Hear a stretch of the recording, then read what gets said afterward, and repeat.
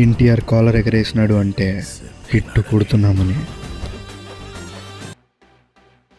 సరే, ఇప్పుడు మన సినిమాలో జాన్వీ కపూర్ ఉంది కదండి, ఆవిడని ట్రైలర్లో ఎక్కడ పెట్టమంటారు? అండ్ ఒక యావరేజ్ ఫ్యాన్ అనేవాడు ఎన్టీఆర్ని చూడడానికి వస్తాడు, అవన్నీ చూడడానికి రాడు కదా. దేవరా రిలీజ్ ట్రైలర్ వచ్చింది భయ్యా, అంటే సెకండ్ ట్రైలర్ అనమాట.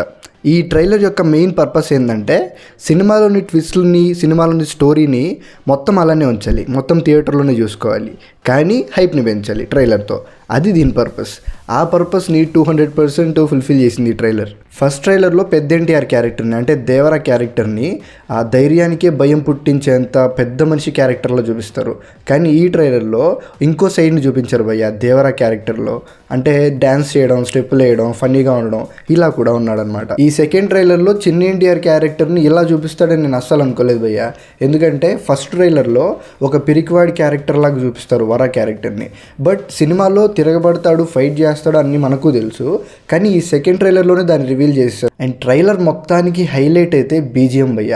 అసలు ఈ ఎన్టీఆర్ డ్యాన్స్ చేస్తున్నప్పుడు బీజిఎం ఉంది, ఫస్ట్ ట్రైలర్లో దేవరా బీజిఎం ఒకటి ఉంటుంది. ఆ ట్రాక్ ఎంత నచ్చిందో ఇది ఇంకా అంతకన్నా నచ్చేసింది, మైండ్లోంచి పోవట్లే ఈ బీజిఎం అసలు. అండ్ ఈ ట్రైలర్ చూసిన తర్వాత సినిమాలో డైలాగ్ చాలా బాగుంటుంది అనిపిస్తుంది. ప్రకాష్ రాజు క్యారెక్టర్ చెప్పే డైలాగ్స్ కానీ, శ్రీకాంత్ గారు, ఎన్టీఆర్ గారు, దేవరా క్యారెక్టర్, ఇలా అందరి డైలాగ్స్ చాలా సటిల్గా ఉన్నాయి, చాలా బాగున్నాయి. ఈ ట్రైలర్లో ఇంటర్కట్ చేశాడు భయ్య.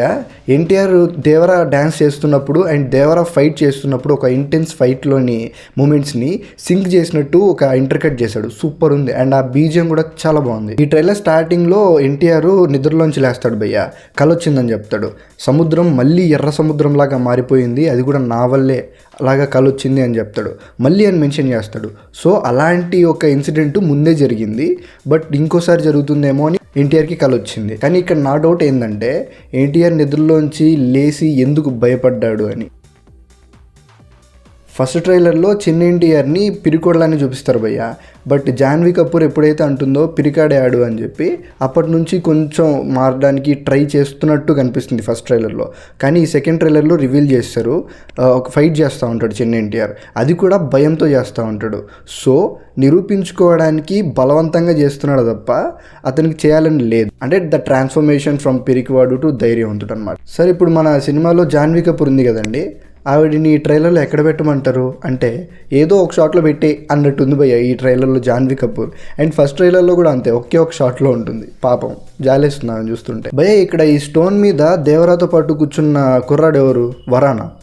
ఎందుకు డౌట్ వచ్చిందంటే వర పెద్ద అయిన తర్వాత కూడా అదే స్టోన్ పైన కూర్చొని బాధపడుతున్న ఒక షాట్ కనపడుతుంది భయ్య.